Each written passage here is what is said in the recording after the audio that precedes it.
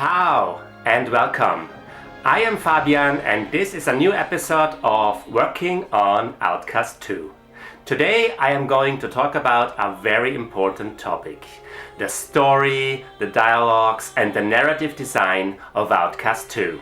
To discuss this topic, I am joined by none other than the narrative designer of Outcast 2 himself, Domenico La Porta, and I'm very thankful to have him on board for this episode to discuss the complex and fascinating story how Outcast 2 came to be. So, without further ado, follow me through the Daoka and join the world of Adelpha and Outcast 2.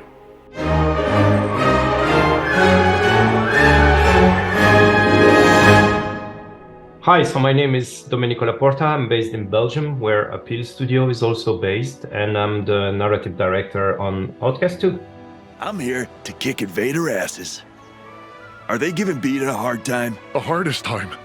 They're the reason why the Garandars have crawled up from the planet's depths and terrorized these lands. If only those giant worms had a taste for metal instead of Talan flesh. I mean, I have huge respect for Douglas Freeze, the writer for the first game.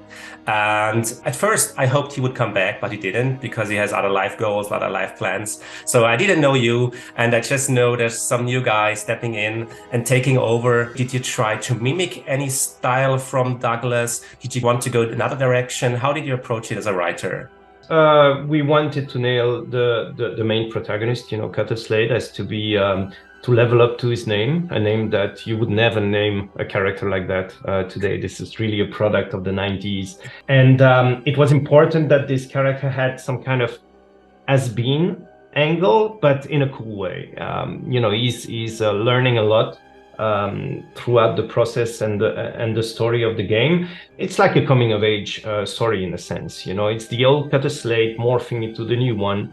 And yes, of course, you have to pick up where you left the character in Outcast 1. So there was a lot of listening to the voice, listening to the text, reading a lot, but time has also changed. You cannot write that way anymore. Some of the expressions would not work today, especially with a young audience, because we started with the character as it was, like mimicking some stuff.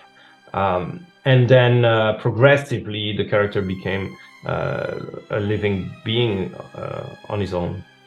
I totally feel the same way. As I said before, I was a little bit skeptical at first because I was so used to Douglas's dialogues and content and themes.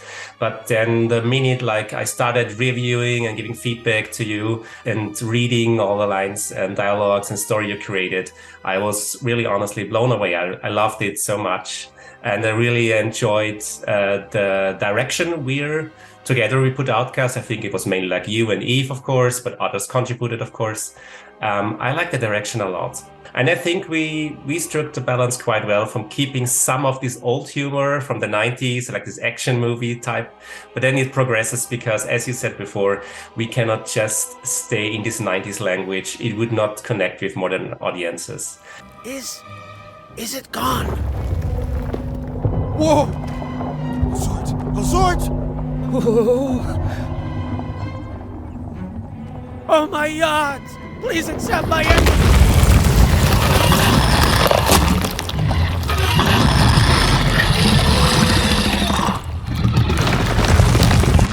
Oh shit!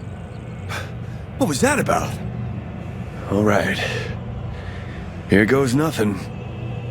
Is there one particular aspect from the first game you wanted to keep in a sequel? Well, it's always useful to have pillars, to have guidelines, to have a framework to work into. Imagination is your best tool, but also your worst enemy, because when you are free to imagine anything, you can get out of line and get lost. What was good here is that not only there was a lore Bible that was established quite a while ago, so we had to update it, but there was also a feeling, like a proper mood linked to Adelpha, and this is really what was the most important. Even though the story is not happening in the same continent, exactly the same space, it's still the same planet. And the feeling of that planet has to be preserved. And if you're walking on Adelpha, it has to feel like it's the same planet. It has to feel like the culture, even though has evolved because time has passed. Well, it was always the balance between the technology, the weapons, the jetpack and that kind of stuff, and the more spiritual element, the culture of the Talents, their religion, also a religion that has evolved with the colonization of the first game. They were also misled in the first game, the Talans, thinking that Feyran was some kind of god when it was just humans manipulating them. I think all those elements I wanted to keep in some way, so that in the end you always ask yourself, like, what is this power? Is it religion? Are there the yods? Are they present? Are they real? What is their real impact, on the world? And always blur those lines. Not meeting the yods, for example, something that you would do in a game like Final Fantasy, for example. But we didn't want to go there because even though it's science fiction, there's always a fantasy element in Outcast, and it was important to keep those genres, at least those two. Some very hardcore science fiction, dimensions, everything is kind of explained technologically speaking, but always keep that magical element. Even though it's just one element, it just irrigates the complete story and the complete lore, and this was really important to keep, indeed. And on the other end, is there something from the first game that you wanted to drop, that you wanted to differently, like in the sequel, that you didn't like about the first game, its story and content?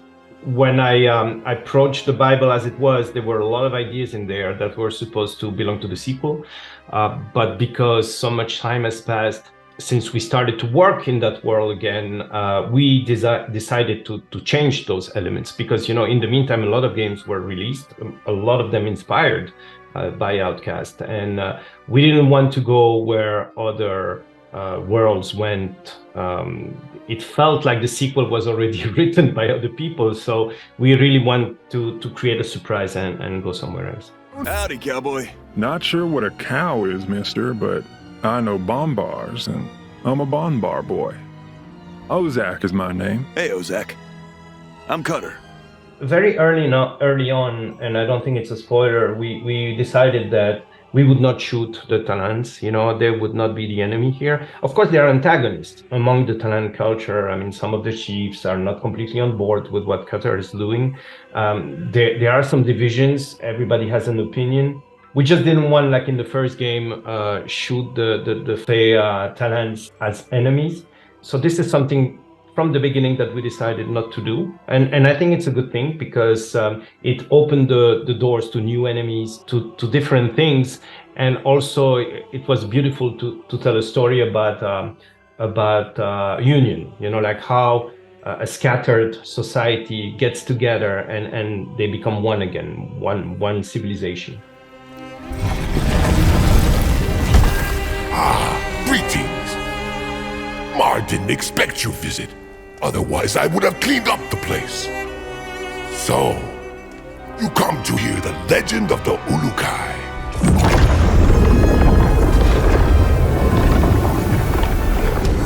Maybe you can refresh my memory. I don't really know. Who ultimately decided upon bringing Mar back? I think I wrote a list about possible returning characters, but I'm not quite sure if that inspired you, or you also came up with he's a fan favorite to bring him back. It's certainly a character that you remember from the first game. Even if you're not a hardcore fan, you remember that character because he had something very specific about him. Like, you could think he's stupid, but basically he's just someone that is under influence. He wants to matter. He wants to be a hero. He just doesn't have the tool to become one. And we thought maybe we give him the tools now, It's interesting to have a character that used to be so manipulated in the first game, and now give him some kind of mentor role, even though when playing the game you will understand that he's not totally a mentor, but he believes he is one. So and that's funny. There was also a lot of chat about that character online, and when you create a sequel like that, there's a little bit of fan service that you have to acknowledge and take into consideration. And in this case, it was almost a no-brainer. Like this was a character that everybody loved to hate or loved to love. I don't know. Everybody had an opinion about him. So we thought his story was not over, and it would continue in this game. And I remember we talked about it. At first, it was supposed to be just, like a cameo, like a very small addition. And then he started taking more and more space. And now I must say he has a complete arc in this game. And that's something I'm quite proud of, because even if you haven't played the first game and you don't know where that character is coming from, you can still feel a lot of empathy for him in the second game and pick it up from there. The way we wrote the game, I mean, when I came on board and reviewed the dialogues and gave feedback to you, I was amazed how you were able to keep track of all these many characters, different storylines, different big arcs, small arcs. We have all these like Google type sheets. We have all these stories scattered over 1 million documents. And I was always amazed how were you able to keep it all in your head? Did you create a system or notes, or how did you manage to keep on track and writing in all these different villages, all these different arcs at the same time? So is there a system? Yes, I have many systems. We had a lot of graphs where all those characters with arrows showing how they interact. The thing is that the game is also not linear, so these characters, they must also interact with the player in different orders. So sometimes one storyline is on pause because another one didn't unfold it completely, and depending if you speak with that character before or after, the result will be different, and it still shouldn't change how you feel about that character. So that's quite tricky to do. And there was a lot of fine-tuning. There was a lot of adaptation also with your reviewing that was very, very precious. But eventually, yes, they form a big family, and they unite. Like they become really like a civilization, all connected to one another. Even though now it's been quite a while that I finished writing those characters, I still know them all by name, and I can answer like any question about them, even stuff that is not in the game. It's in my mind, I know where that character is born, what he was doing when this character was doing something else. And I even made the exercise of thinking what those characters were doing when the first game was happening, like as a backstory. This is something I have notes about that. I think it's necessary. If you want them to feel real for the player, they have to be real for you first. And that always was my philosophy. You end up working 3 times more than what you are paid for, but that's how it is. I mean, it's the price to pay to have believable characters in a game. Yeah. Do you feel safe in Beta? In Beta, yes. Garandars don't attack the village. Outside of Beta is a different story. I suffer from Garandophobia, This makes like a world really believable, because we thought about it, we discussed stuff, you had all these notes and things you thought about his characters. I had my views and told them to you, and others of course gave feedback. And I think together, yeah, there's more just these lines that are in the game or are in the final version of the game. There's more to it, and we put a lot of thought in the background and the relationships. Like Yves said in his interview from Gamescom, like the big change, or one big change from Outcast 1 to 2 is like all the quests, all the challenges are systemic, they're interlinked with each other, as you also explained before. So there's not like having one character like in the first game, talking to him, making his little sub-quest, and then it's over. But in this game, like every single character is connected to at least 1 or 2 other characters, or a lot of characters, depending on the village or on the quest lines. And this makes the world so much more interconnected, more systemic, and more interesting, because you actually have reasons to talk to people again, visit them again, and they don't have a single quest for you, but they're like in this breathing world. And I think I'm really excited about for the fans to experience this interconnected world.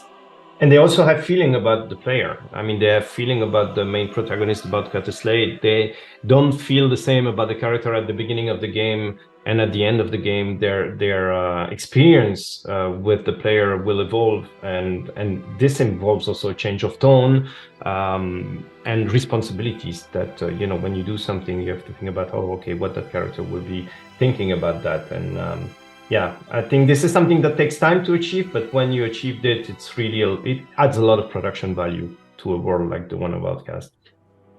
Do you have like any favorite character or village or thing you wrote for the game?